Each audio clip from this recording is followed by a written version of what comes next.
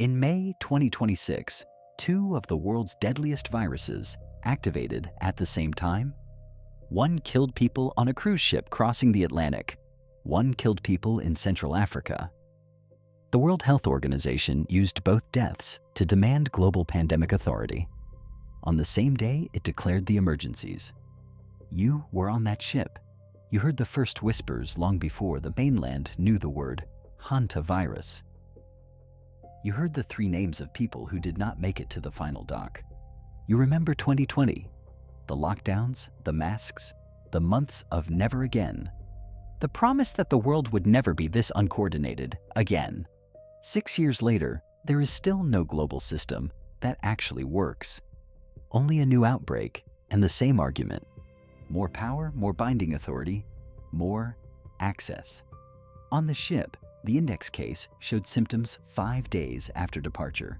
The official story says he caught the virus from rodents in southern South America. Argentine health authorities tested 847 rodents along his route. 0 positive. A man travels through Argentina for 4 months. The National Virology Institute tests 847 rodents. No virus. You are not accusing the WHO of creating viruses in secret.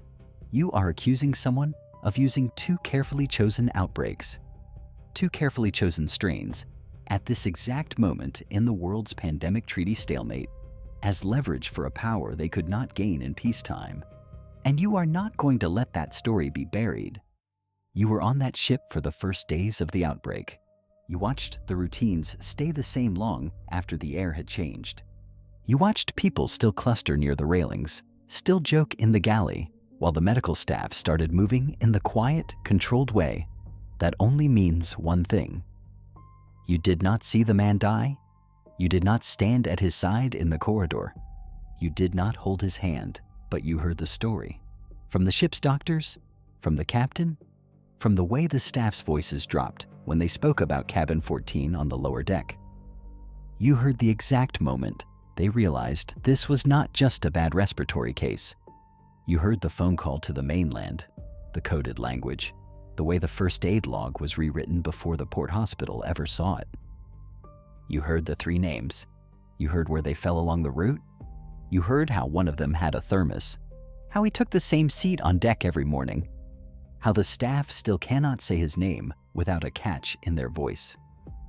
You are a Defense Intelligence Agency bioterrorism threat assessment specialist. You have studied outbreaks where people disappear into categories: case, index, secondary. You have never had to sit in a mess room and hear those terms applied to a man whose coffee still sits on the counter, whose clothes still hang in his cabin, whose thermos still smells faintly of spice. One of them died 4 days later in a hospital on the African coast. You never met his family. You never saw his obituary. That is deliberate. This is not your story to shape about them. You are here to say what his death has become in the system.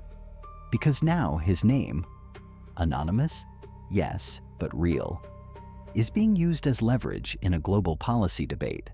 His death is being folded into a political argument about binding pandemic authority. You are not here to reconstruct the minutes of his last breath. You are here to say the following plainly. This is not a simulation. This is not a training scenario. This is not a neutral case file. This is someone's father, someone's partner, someone's friend, whose loss has been quietly repurposed into infrastructure for a treaty. And that is why you cannot stay silent. The ship departed from the southern tip of South America on April 1st, 2026. Dutch flagged, 147 passengers and crew from 23 countries. Expedition route, Antarctica, South Georgia, remote islands in the South Atlantic.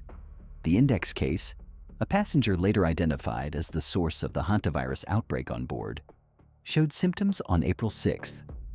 5 days after departure, the ship's medical team recorded an upper respiratory infection. Standard protocol, isolation, monitoring.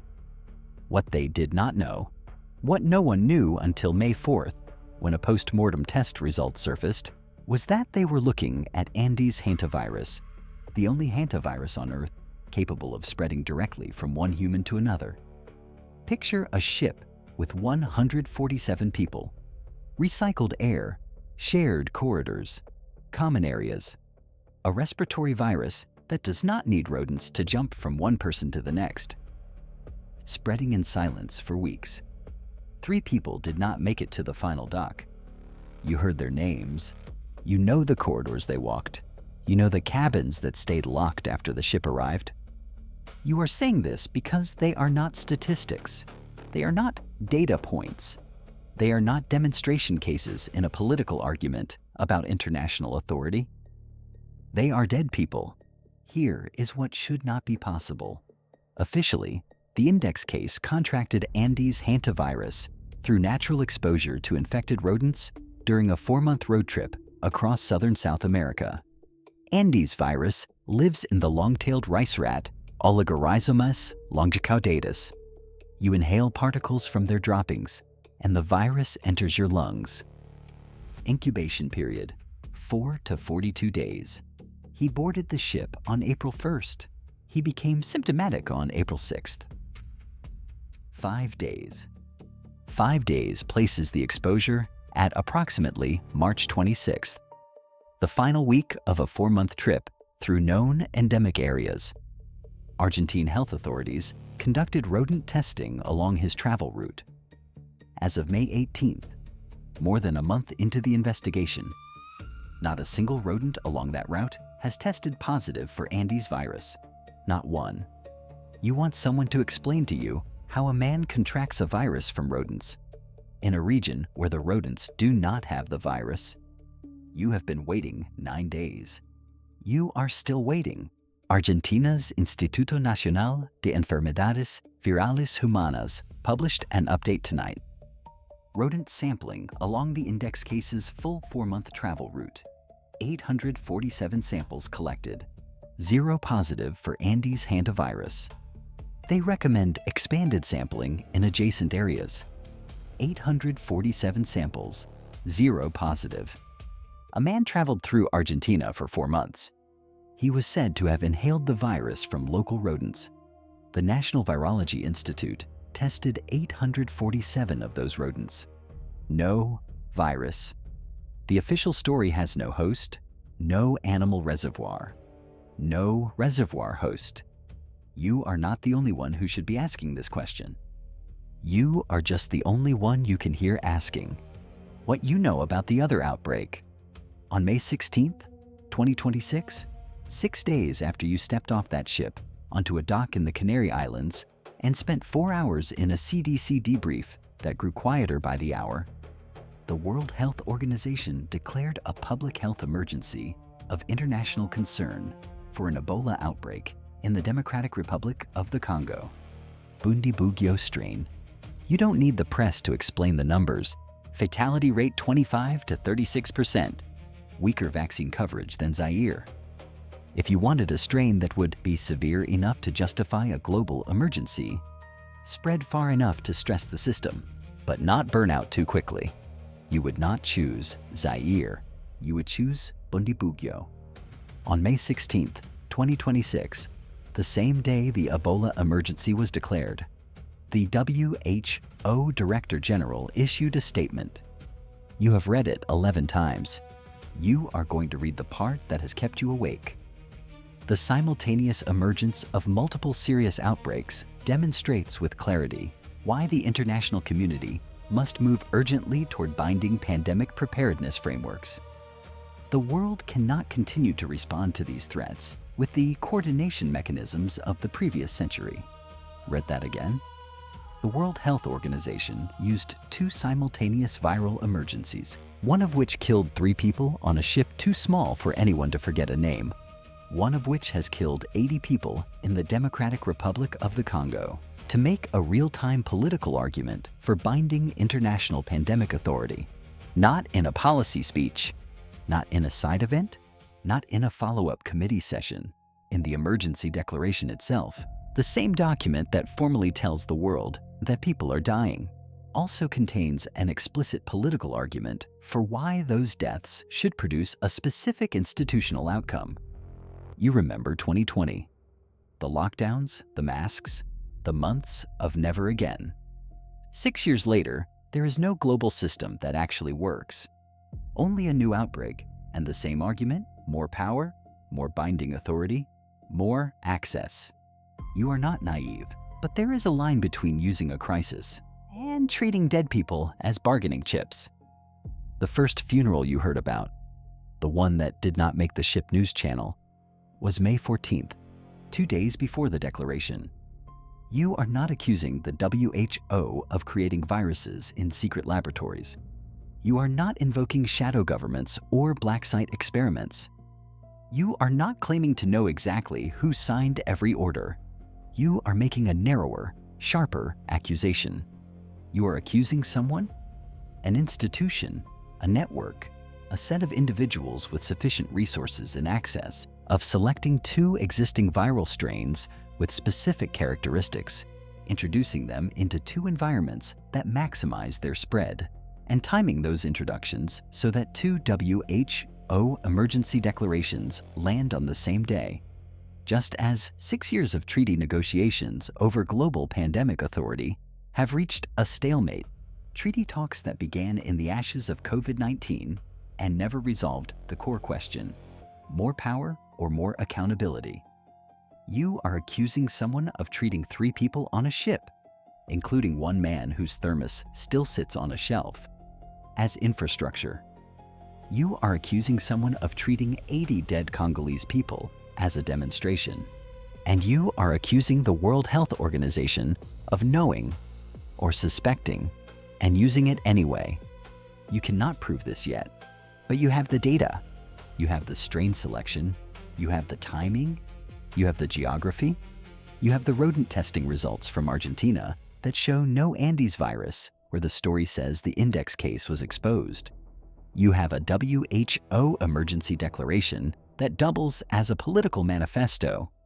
And you have 9 days of silence in response to every formal inquiry you have submitted through every channel available to a Defense Intelligence Agency bioterrorism specialist. 3 people did not leave that ship. 80 people in the DRC will not return to their communities. And the people who could investigate are either not investigating or not sharing what they find. You are done waiting. You are demanding an independent investigation into the origin of the Andes hantavirus index case on that ship, specifically the Argentine rodent testing results, their methodology, and the chain of custody for those samples. You are demanding a genomic comparison between the Andes virus strain from that ship outbreak and wild-type Andes virus populations in the index case's documented travel areas. If this strain has enhanced transmission, that needs to be documented, published, and explained, not managed. You are demanding a genomic analysis of the Bundibugyo strain currently circulating in Ituri province, compared to the 2007 Bundibugyo outbreak strain. If there are mutations, natural or otherwise, that explain why this outbreak behaves differently, those mutations must appear on the public record. You are demanding that the WHO Director General explain why the emergency declaration for 2 active lethal outbreaks included a real-time political argument for authority expansion, instead of focusing exclusively on the public health response. You are demanding that someone with more institutional authority than you treat the coincidence of these 2 outbreaks in these 2 strains at this exact moment in the pandemic treaty calendar as what it looks like. Not coincidence. You heard the names of the 3 people who did not make it to the final dock.